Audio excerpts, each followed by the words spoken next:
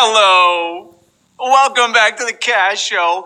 Today is Sunday. We are here live, by the way. Just in case you have any questions as to what's going on. Are we live? Is it real? We are live.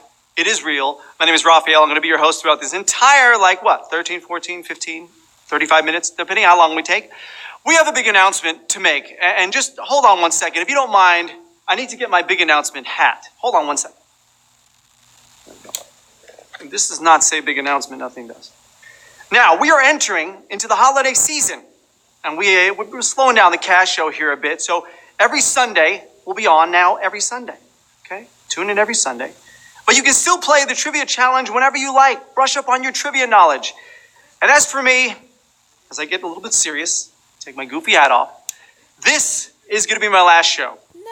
I started back in January, and ironically, I looked back at the audition tape that I sent in to our director to try to get this job, and it was filmed on January 4th.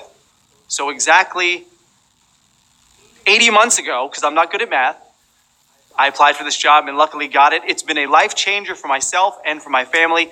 And you guys on social media who I've met have been absolutely amazing. The people who I worked with here, I'll never forget. And this has been quite the experience for me. You always wish it ended differently, but all good times must end at some point. And here we are. Now, on that up note, $3,000 is up for grabs for tonight's show. And shout-outs are a good segue into trivia. Megan Day tweets, the end of daylight savings time is my favorite holiday. An extra hour of sleep. Great. Now I have to write another rap about that holiday. Wonderful. Maybe I'll do that after a dad joke rap. Ashley Rollerson tweets, Raph definitely needs to do a song about dad jokes. Ironically, Ashley, I was just talking about that. Elizabeth Zwicky tweets, can I get bonus points for answering this question while dressed as Lady Gaga? There it is. I'm not sure what reincarnation of Lady Gaga that was. That wasn't the meat dress. That wasn't being delivered to the red carpet in the egg. That wasn't the stripped down grassroots, no makeup version of her. I don't know who that was, but yes, you do get points. Linda Furiojani tweets, what do you call two elephants that are both named Gerald and both sing scat? Uh-oh, I think this is a dad joke. Hold on one second. All right, one more time. What do you call two elephants that are both named Gerald and both sing scat? This question is for the older folks out there, so I didn't really get it. Elephants Gerald. She says, get it? Yes, I do, unfortunately. And she says, you can have that one. It's a gift from you to me. Thank you so much. Game notes, if you're new, here's how the game works. Join in on time. How do you do that? Your push notifications will help you do that. Keep your app updated so that you can start playing that in-between live game trivia show that we have that you can win some skip cards from. And remember, you can only use one extra life per game. So if you have more than one, save them for future games. The game is on right now. Let's do it.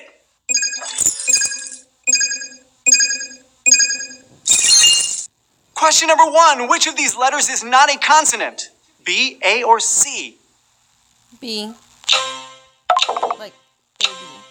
Letters A. Yeah. Do you guys have a favorite consonant? I know I do. It has to be, by far, the land down under Australia. You know, I love the koalas, the kangaroos, the shrimps on the Barbie. What? Oh, that's continent? Oh, well, you know what else is not a consonant? Your answer, A. In English phonetics, a consonant is a speech sound which is produced using a complete or partial closure of the vocal tract, such as the closure of the lips in the pronunciation of B, or the partial closure using the tongue in the pronunciation of C. There you go. I had a hard time with my pronunciation, ironically, on that one, but here we go to number 2. What is at the center of our solar system? The Earth, a black hole, or the sun?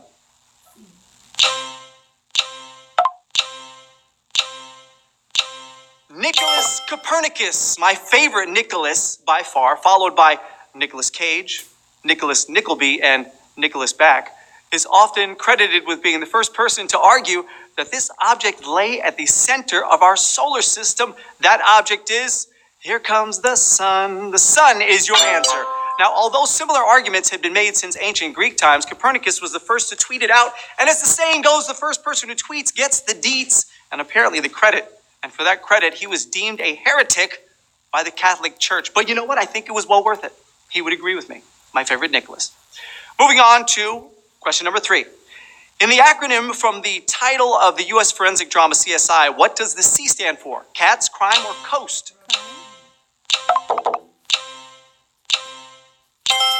At one point, CSI was so popular among audiences that in 2008, a 30-second commercial was priced at $262,600.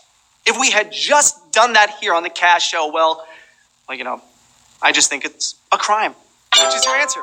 The series idea was originally rejected by Fox, NBC, and ABC before finding a home on CBS. CSI Crime Scene Investigation first aired in 2000 and ran for 15 seasons until it concluded with a feature-length finale episode, ironically called Immortality, 2015. Hey, why don't we just change the name of our show to Crime Show and follow their model, right? So all the people who get the clues correct splits the prize dough. Hey, can someone write that down? Because I'll forget that by the end of the show. Thank you very much. I appreciate that. Very nice. That's the way to act as a team. Question number 4. What bodily function is caused by partially obstructed airways during sleep, snoring, lactation, or circulation?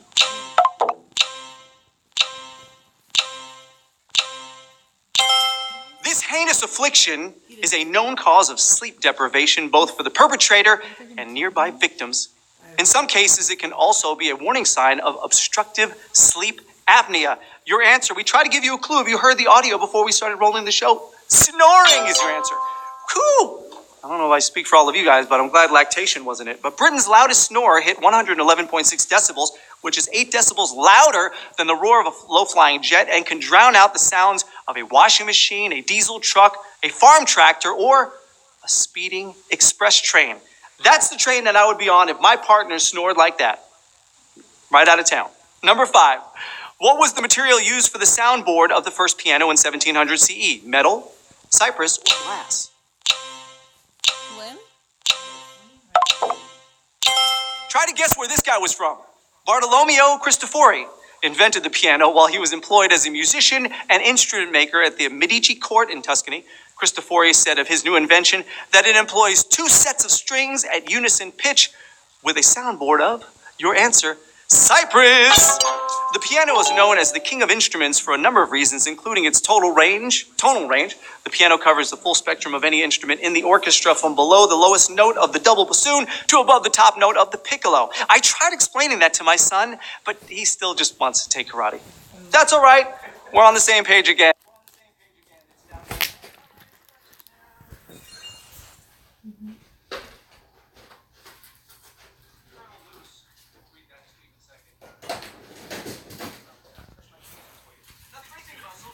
Mine stopped. It froze up. Try Yeah. switching to data or switching to wireless if you're on data already. It's not letting me. I don't know. Oh, come on. Give it a second to update.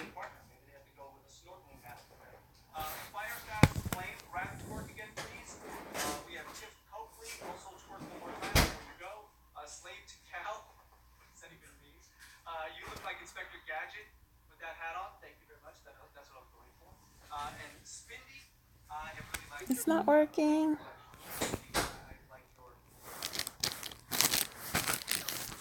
Number 6. The remarkable Oh, come on. which New Zealand town? Wallacestown, Oamaru, or Queenstown?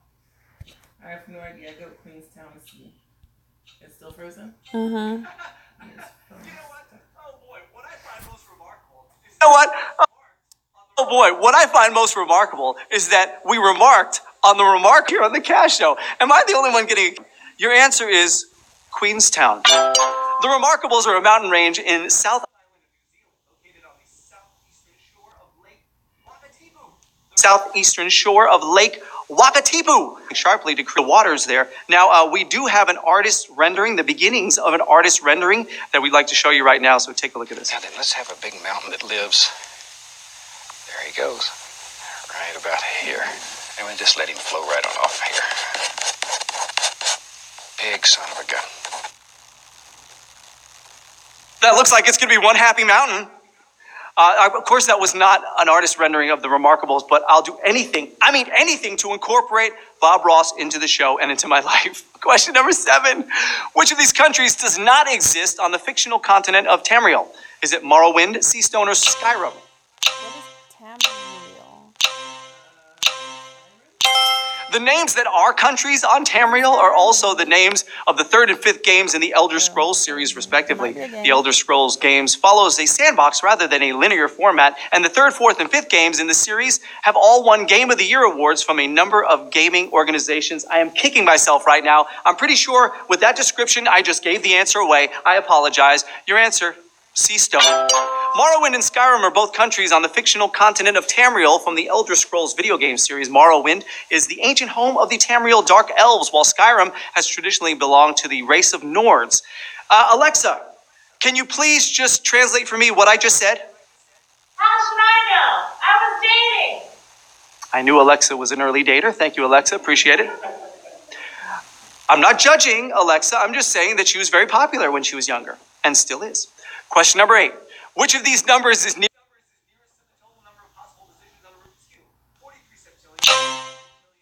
to the total number of possible positions on a Rubik's Cube? 43 septillion.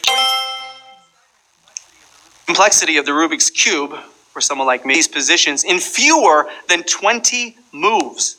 Can you believe that? Your answer is 43 quintillion. There are over 43 quintillion possible positions that a Rubik's Cube can be in. Now, to be exact, it's 43 quintillion, 252 quadrillion, 3 trillion, 274 billion, 489 million, 856,000. Because I like preciseness. But you can just switch around the stickers like I do, and you'll get there in like a few moves. Don't even worry about that. Question number 9. St. John's is the capital of which Caribbean island? Jamaica, Trinidad, or Antigua and Barbuda? Barbuda? St. John is one of the top 10 coolest Caribbean islands, while National Geographic magazine has rated one of St. John's beaches, Trunk Bay, as one of the best in the world. But you know what? Since I've already bought my plane ticket there and I hate crowded beaches, do you guys mind going somewhere else? Is that okay?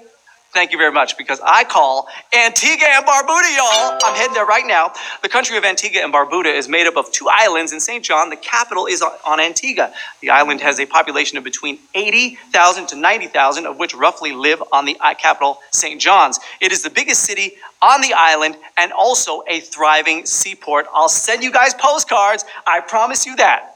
And maybe something from Bob Ross. Question number 10. Of which party was Winston Churchill the leader between 1940 and 1955? Liberal, Labor, or Conservative?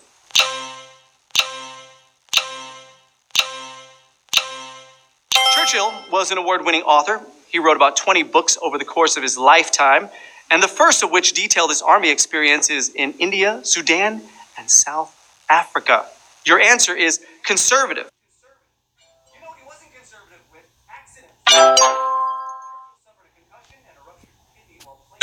Accidents. As a youth, Churchill suffered a concussion and a ruptured kidney while playfully throwing himself off a bridge, as one does. Nearly drowned in a Swiss lake, fell several times from horses, dislocated his shoulder while disembarking from a ship in India, crashed a plane car in New York City. Which of all of those is probably the biggest dent to his ego? Really? Of all the people walking the streets, I got hit. Well, he was a big guy. I'm just saying. A big personality, I mean. Hey, before we get to question number, some comments real quick. Thank you very much. I appreciate that. UAR director, ladies and gentlemen. Yeah, I mean, seriously. All right, you have more costume changes than Katie, and neither of us are lactating. Just thought I'd let you know. But I can't, well, maybe not. Staffel 318, you made my Alexa respond. I hope it responded with something good. Virginia B, haha, caught you mid-jacket change. I know, I apologize. Thank goodness I didn't do the pants change like I wanted to. The Cold Player says, stay cold hard cash. Oh, yeah, okay. I actually forgot about that saying, believe it or not, because I kind of moved on from that, but that's fine. Cold hard cash. Making me a little misty here. Lisa 317, happy 90th birthday to Mickey Mouse. Okay, yeah.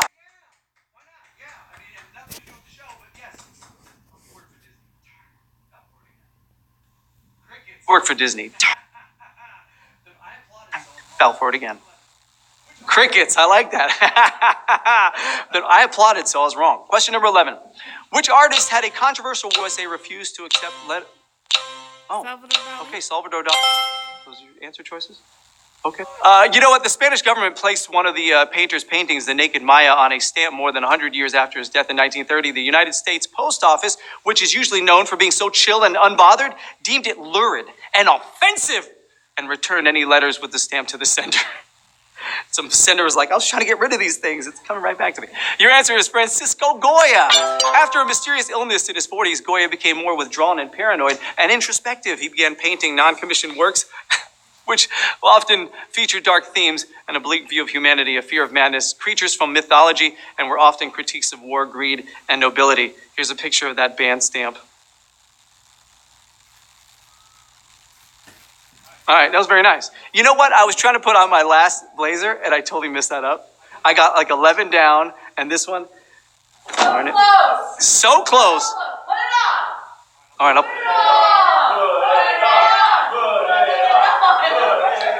that's usually the chant from people when they see me. Usually involves a mask of some kind.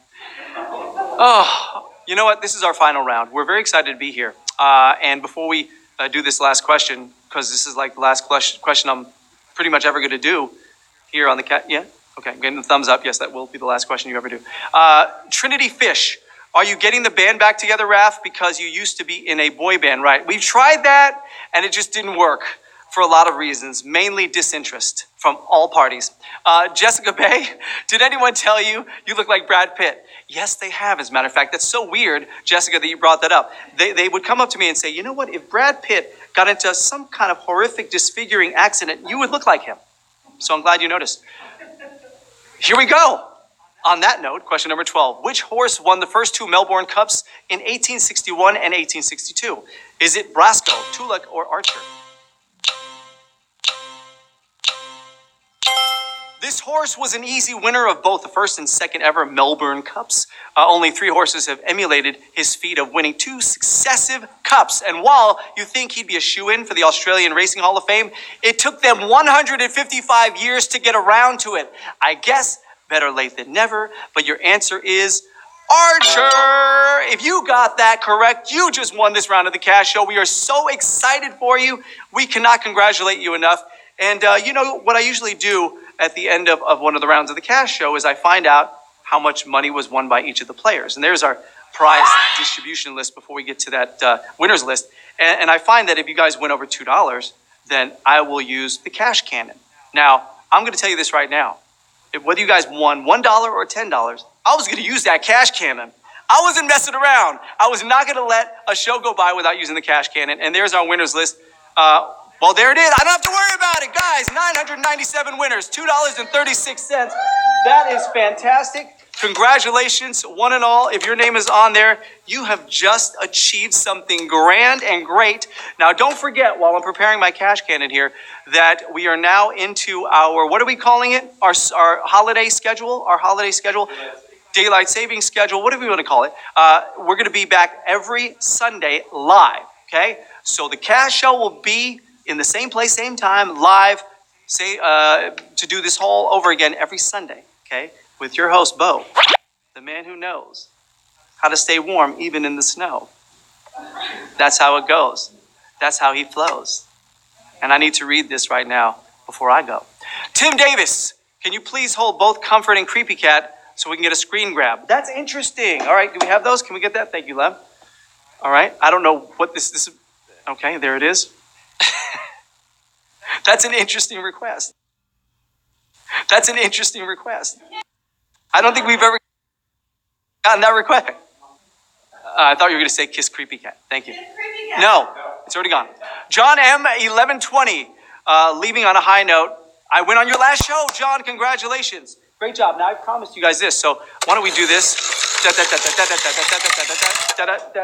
Congratulations. Thank you, guys. I'll be seeing you guys on Twitter and maybe at your nearest soup kitchen. Who knows? Thanks, guys. Bye. Have a great week.